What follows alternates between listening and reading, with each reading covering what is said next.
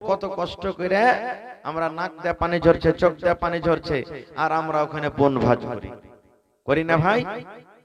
যেগুলা শরীয়তের নিঘাতে হারাম, বনভাজ করা চলবে না। কেন বোঝভান করবেন?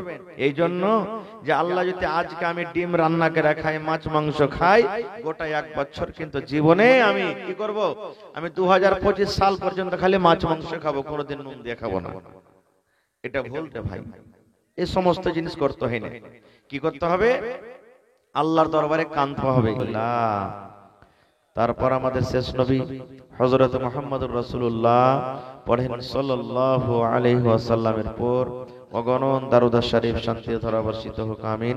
আল্লাহুম্মা সাল্লি আলাইহি আল্লাহুম্মা বারিক আলাইহি। বন্ধুগণ, আজকে আমি আপনাদের সামনে স্বামী স্ত্রীর হক সম্পর্কে কিছু কথা রাখবো।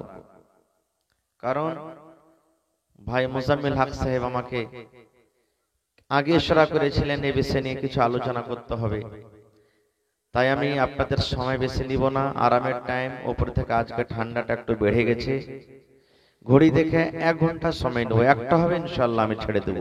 তবে আল্লাহর কাছে দোয়া করি রব্বুল আলামিন আমি যা কিছু বলবো যেন সহিহ হাদিস এবং কোরআন থেকে বলতে পারি, এবং সাথে সাথে ছোট বড় সকলেই আমল করতে পারি, তার জন্য আল্লাহ আমাদেরকে তৌফিক দেন। পড়ুন আল্লাহুম্মা আমিন।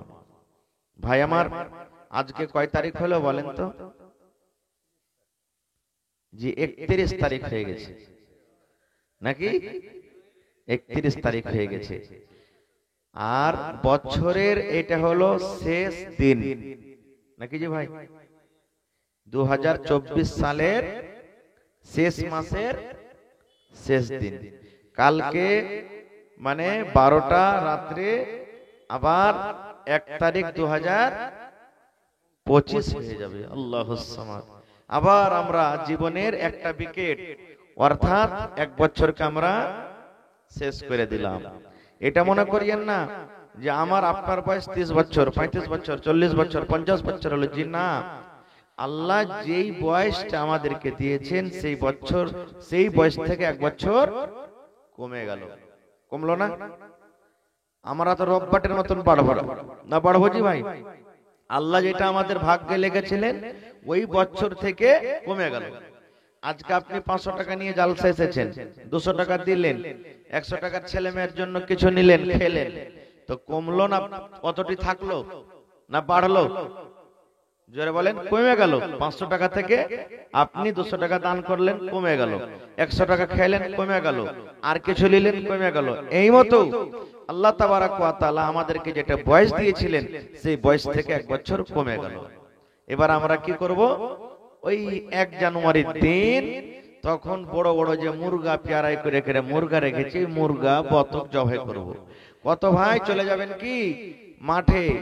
এত বাতাস, করে বাতাস চলছে, কনকনে ঠান্ডা, মনে হয় চুলা ধরে না, আখা ঝরে না, তবু কত কষ্ট করে আমরা নাক দিয়ে পানি ঝরছে, চোখ দিয়ে পানি ঝরছে, আর আমরা ওখানে বনভাজ করি, করি না ভাই? যেগুলা শরীয়তের নিঘাতে হারাম, বনভাজ করা চলবে না। কেন বোঝভান করবেন?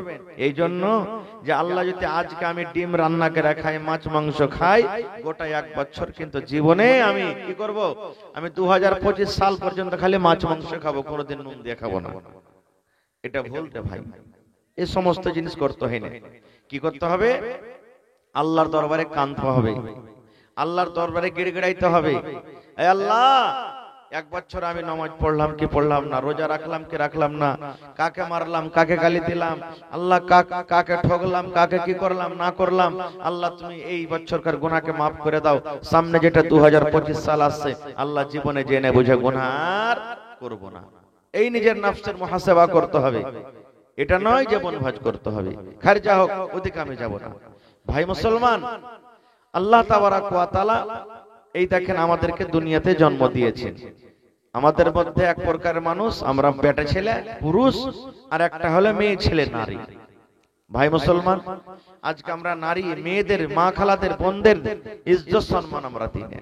আল্লাহ তাবারাক ওয়া তাআলা তাদের মান সম্মান কত দিয়েছেন জানেন?